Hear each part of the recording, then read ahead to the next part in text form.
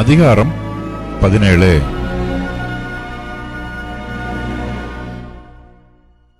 ஆறு நாளைக்கு பின்பு இயேசு பேதுருவையும் யாக்கோபையும் அவனுடைய சகோதரனாகிய யோவானையும் கூட்டிக்கொண்டு தனித்திருக்கும்படி உயர்ந்த மலையின் மேல் போய் அவர்களுக்கு முன்பாக மறுரூபமானார்.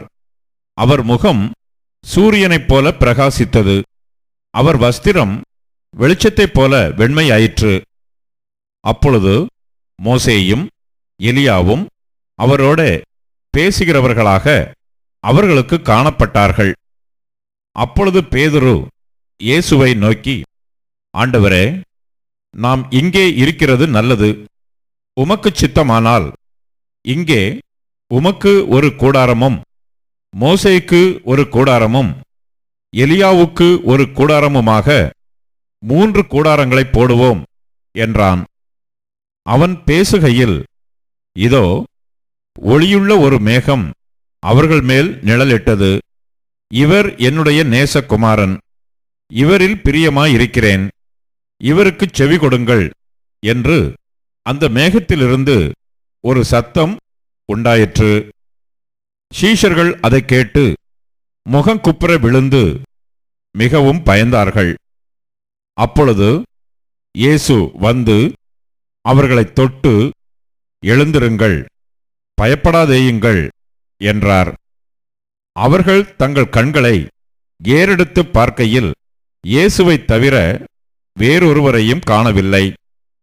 அவர்கள் மலையிலிருந்து இறங்குகிறபோது இயேசு அவர்களை நோக்கி, மனுஷகுமாரன் மரித்தோரிலிருந்து எழுந்திருக்கும் வரைக்கும் இந்த தரிசனத்தை ஒருவருக்கும் சொல்ல வேண்டாம் என்று கட்டளையிட்டார். அப்பொழுது அவருடைய சீஷர்கள் அவரை நோக்கி, அப்படியானால் எலியா முந்தி வரவேண்டும் என்று வேதபாரகர் சொல்லுகிறார்களே, அதெப்படி என்று கேட்டார்கள். இயேசு அவர்களுக்கு பிரதியுத்தரமாக, எலியா முந்தி வந்து எல்லாவற்றையும் சீர்படுத்துவது மெய்தான். ஆனாலும் எலியா வந்தாயிற்று என்று உங்களுக்கு சொல்லுகிறேன். அவனை அறியாமல் தங்கள் இஷ்டப்படி அவனுக்குச் செய்தார்கள். இவ்விதமாய் மனுஷகுமாரனும் அவர்களால் பாடுபடுவார் என்றார். அவர் யோவான் ஸ்நானனை குறித்து தங்களுக்குச் சொன்னார் என்று சீஷர்கள் அப்பொழுது அறிந்து கொண்டார்கள்.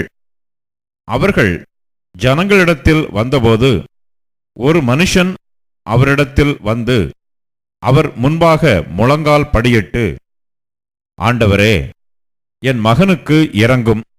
அவன் சந்திர ரோகியாய் கொடிய வேதனைப்படுகிறான். அடிக்கடி தீயிலும் அடிக்கடி ஜலத்திலும் விழுகிறான்.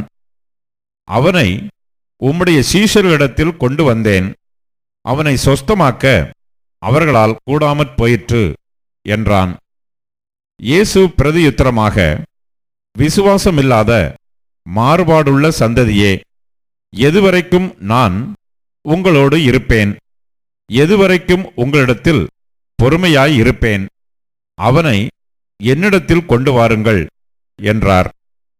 இயேசு பிசாசை அதட்டினார். உடனே அது அவனை விட்டு புறப்பட்டது. அந்நேரமே அந்த இளைஞன் சொஸ்தமானான். அப்பொழுது சீஷர்கள் இயேசுவினிடத்தில் தனித்து வந்து, அதை துரத்திவிட எங்களால் ஏன் கூடாமற் போயிற்று என்று கேட்டார்கள். அதற்கு இயேசு, உங்கள் அவிசுவாசத்தினாலேதான். கடுகு விதையளவு விசுவாசம் உங்களுக்கு இருந்தால் நீங்கள் இந்த மலையை பார்த்து, இவ்விடம் விட்டு அப்புறம் போ என்று சொல்ல அது அப்புறம் போம். உங்களால் கூடாத காரியம் ஒன்றும் இராது என்று மெய்யாகவே உங்களுக்குச் சொல்லுகிறேன். இந்த ஜாதி பிசாசு ஜெபத்தினாலும் உபவாசத்தினாலுமே அன்றி மற்ற எவ்விதத்தினாலும் புறப்பட்டு போகாது என்றார். அவர்கள் கலிலேயாவிலே சஞ்சரிக்கும்போது இயேசு அவர்களை நோக்கி, மனுஷகுமாரன் மனுஷர் கைகளில் ஒப்புக் கொடுக்கப்படுவார். அவர்கள் அவரை கொலை செய்வார்கள். ஆகிலும் 3ஆம் நாளிலே உயிர்த்தெழுந்திருப்பார் என்றார். அவர்கள் மிகுந்த துக்கமடைந்தார்கள்.